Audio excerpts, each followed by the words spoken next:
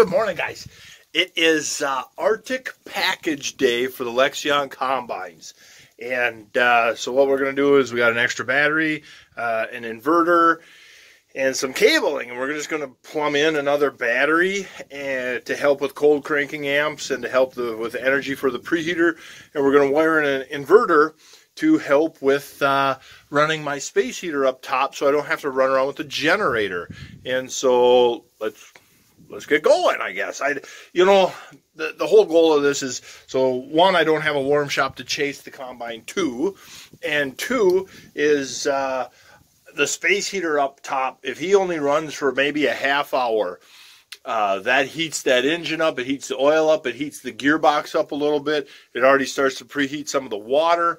With that space heater up there in a half hour, that engine pops off like summertime. And that adds a lot of life to that engine. And so, yeah, so I don't want to have to be messing with generators anymore, kind of deal. And so let me get my bibs on. That wind is coming right to me. So let me get my bibs on, and then we'll get working. All right, so here's obviously the stock battery. Here's our master switch. So what I'm hoping is, here's the new battery. So I'll just punch out the backside with a couple grommets for the cables. The ground is right there. So I'll run a ground up to that, and then run a power up the back and punch a hole somewhere here and figure out how to loop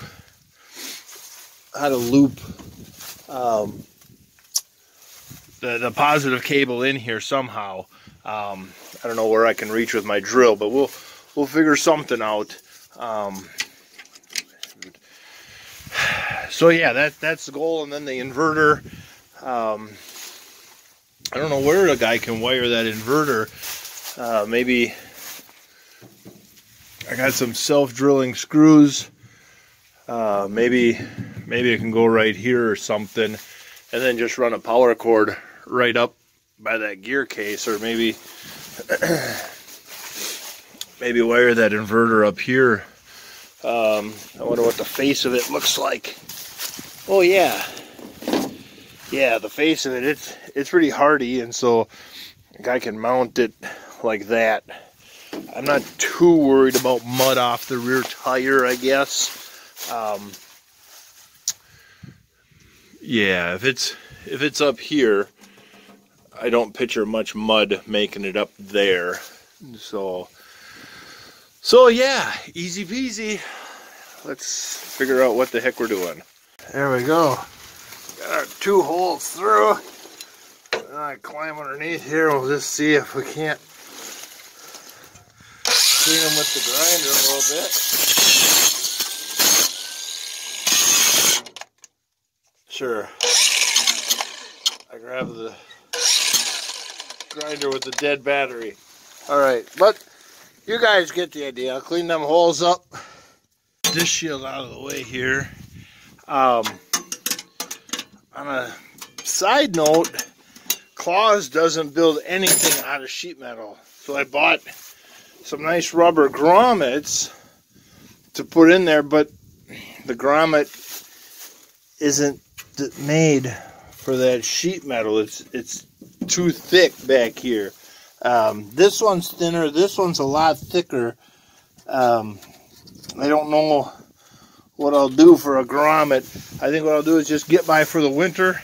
Next summer when it's warm, I'll just silicone up, or if it's when it's warm, then a guy might have the patience to make this grommet kind of work.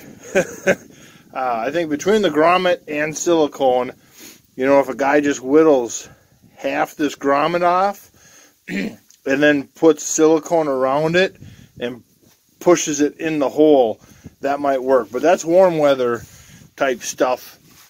But we're looking good, so I just get him loose and get this guy out of here, so then I can pop my hole and come in with my other cable. So this is the master switch. So you see we got our big battery cable this side. That's the other thing. This is a 2 watt. This is a normal battery cable we use. And this is tiny compared to that cable. But it'll work good enough. All we're doing is getting amperage from here to here, and the big cables can get it up top. So I'll get this off, I'll punch my hole, and then we'll get wired into this master switch. So then at night, you know, you can kill power like that and take it as a little key for security and for fire safety and stuff like that. So, you know, you clean up the copper end, you get that stripped. Then we just take a hammer and we whack this end. And then we take our heat gun and we shrink our shrink wrap on there, and we got a battery end on the cable. Works pretty good. And so I'll get my hammer out, and I don't have nothing to hold the camera today, so it's kind of hard to do this. You gotta forgive me. I'm not a great cinematographer. Well, I take that back. I got a few of me and the wife, you know, but I don't think YouTube or anybody else wants to see that. All right, so we're gonna look something like that. Well, not something, that is what we're gonna have. And then I left some slack in the cable so then I can have some movement to get this cable out, put the end on, and shove it back in. So now I'll just make up the ground cable to get to that lug back there, and then we'll wire in the old inverter. Plans, guys. I didn't have my bibs, and I think for right now I might just leave this right here. Why even mess around with drilling holes and hardwiring it in? For right now, I can just leave it right there, clamp on when I need it, and just drop my extension cord down. That's what I'm thinking. Let's keep this somewhat simple today, because it's cold, and I'm getting kind of a girl, I guess. So yeah, make my negative cable, and we're good to give it a test run. Yeah, guys. So we're just going to end like that. So when I go to use it, yep, for now I just open up the door here. I fetch my cord, plug my cord in, and run up top, start the burner, and then hop in the pickup and give it 15-20 minutes, and it's good to go. So let's give it a try. Can you guys hear the motor up there? That'd be the burner. It works. It works. Well, by golly, let's go get the 4640 and see if we can't get some combining done today. Let's give it a try. So I flick it on.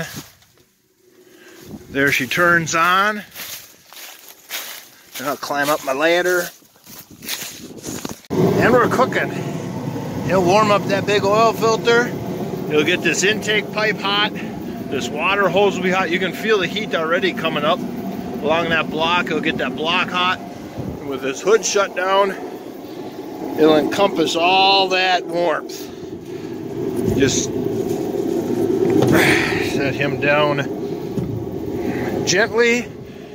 There, now I'll just cook underneath that. Oh, baby. Oh, baby. All right, well, that's cooking up top. I'm gonna get this little hose on the spinner motor over there. In about 15 minutes or so,